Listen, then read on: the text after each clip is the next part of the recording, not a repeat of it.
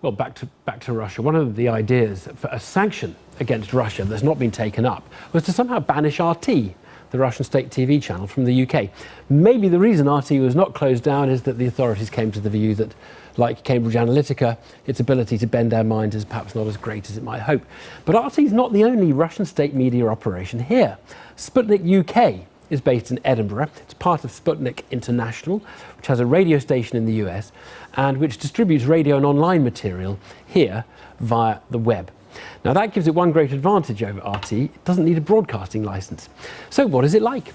John Sweeney went to visit.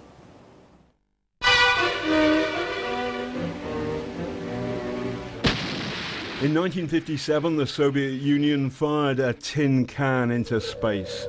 They called it Sputnik.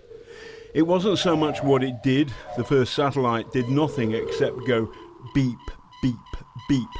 But what it represented, the triumph of Russian will over the West. We're in the middle of a new Cold War, at least it feels like that. The weapons, not bullets or bombs, but information. And I've come here to Edinburgh, which in this surreal conflict is fast becoming a new front line. Hello. Hi, John. Igor. Nice to meet you. Dobry din. Good day. Welcome. Sputnik UK is, some say, a Russian propaganda machine.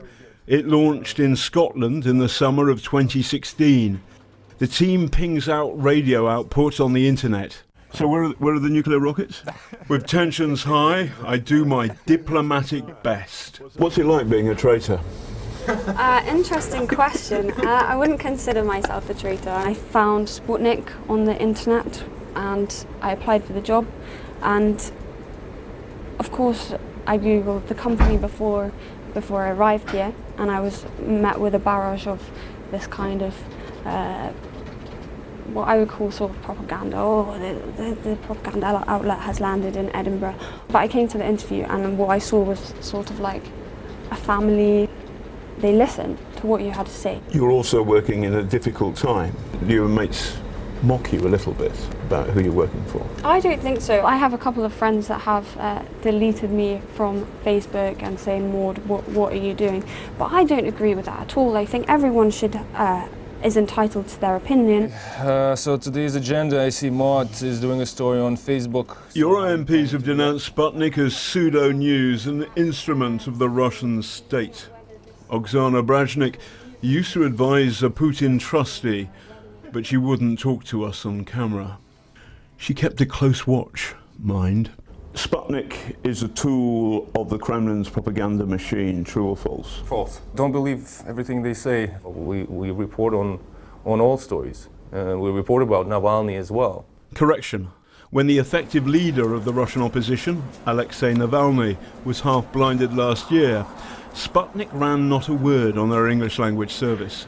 The international version of Sputnik say they have requested an interview with Navalny, but he declined the invitation. Is the British government handling the Skripal case in the right way, in your opinion? Quite frankly, it's been very rushed. Sputnik can be weird. A recent online article queried why Theresa May had visited Salisbury without protective clothing. Sputnik specialises in conspiracy theories and obscure voices that struggle to get an airing in the mainstream media. What we're seeing now is, I think, a deflection to the forthcoming Brexit, and I think there's concerns that could be calamitous for the UK, and that certain people have an agenda to make sure that there's an external threat, because in times of crisis, external threats are useful. Have you ever been told you can't run that story? No, never been told that. A lot of people, they ask me, you're just a mouthpiece for President Putin. And I ask them, well, how do you think that operates in practice, that we sit down in the boardroom and we get a television conference call from President Putin who tells us what to do? It would be great. It would be much easier for us if that happened. We just got a fax through from Moscow and said, you will read this. Unfortunately, it's not like that. Yesterday, the Foreign Secretary, Boris Johnson, likened the World Cup in Russia this summer to Hitler's Olympics in 1936.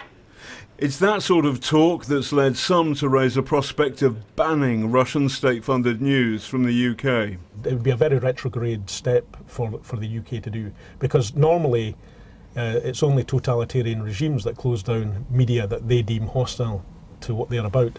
And so I think that would be deeply damaging for Britain's reputation, actually.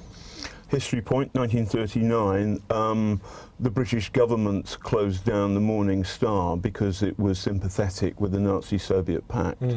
So sometimes democracies close down propaganda machines. During a state of war, as far as I'm aware, the UK isn't at war with the Russian Federation. Sputnik UK is well named. It's a tin can that broadcasts its curious one-note message to the universe. Beep, beep, beep, beep, beep. John Sweeney reporting there.